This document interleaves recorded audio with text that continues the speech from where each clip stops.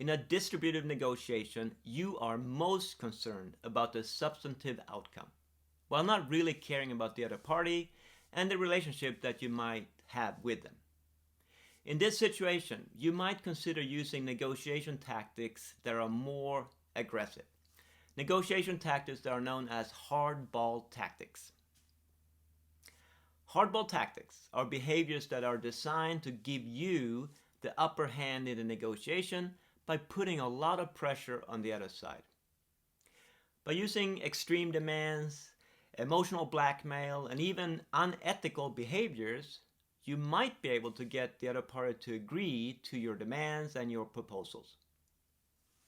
Clearly, these tactics will tend to ruin the relationship, and therefore they should be avoided if you are at all concerned about the future relationship with the other side, or anyone that they might know or meet in the future. So, again, if you only care about the substantive outcome from the negotiation, then you might want to consider the use of hardball tactics.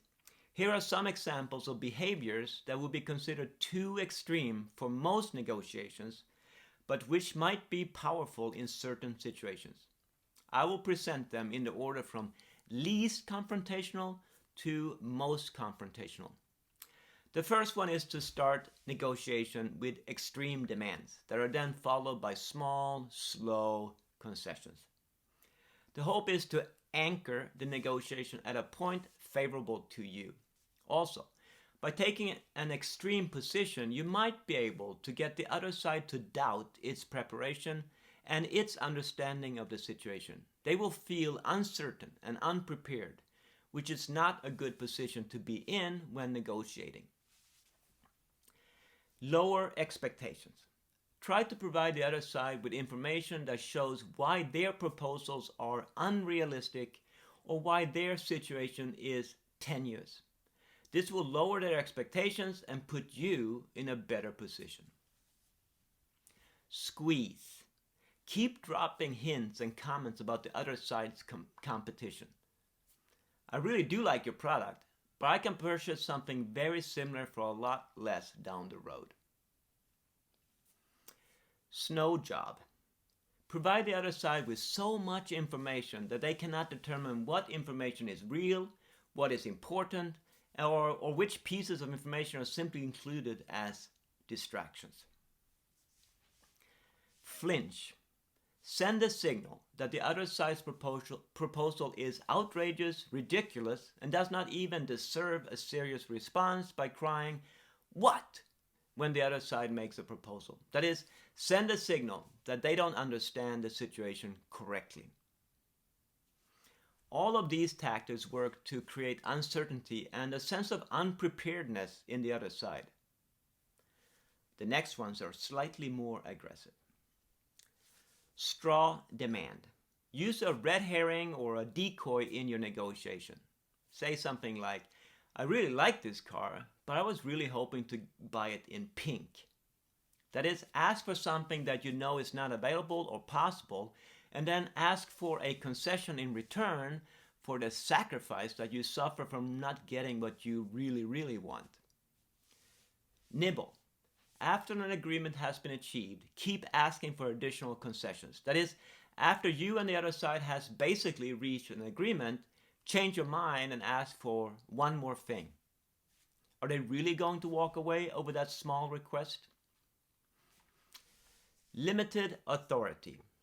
Negotiate with the other side, but claim that you do not have ultimate decision-making power. Reach an agreement and then leave to talk to your boss. And then when you come back, you ask for additional concessions. That is, you can combine the limited authority with the nibble tactic.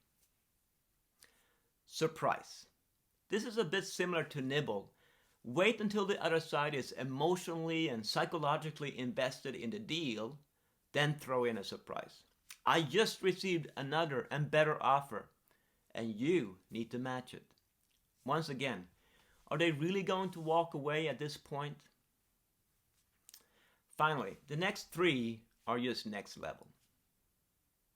Show strong emotions, either intimidate by acting aggressively, yelling, leaning over, pounding the table, throwing your pen, or use a sob story together with some tears. I really can't afford what you're offering because my puppy is very, very sick. Walking out. That is, leave the negotiation only to return for more concessions, hopefully. Here you are sending the signal that you are not only willing to walk away, but you are very tempted to do so. Ultimatum. Say the powerful but very dangerous words, take it or leave it. And before you say this, you need to be willing to walk away because you might have to.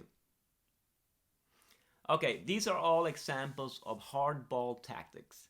I do not recommend that you use them in general, but there might be some circumstances in which they can be effective. But, again, never use them if you care at all about the relationship with the other party.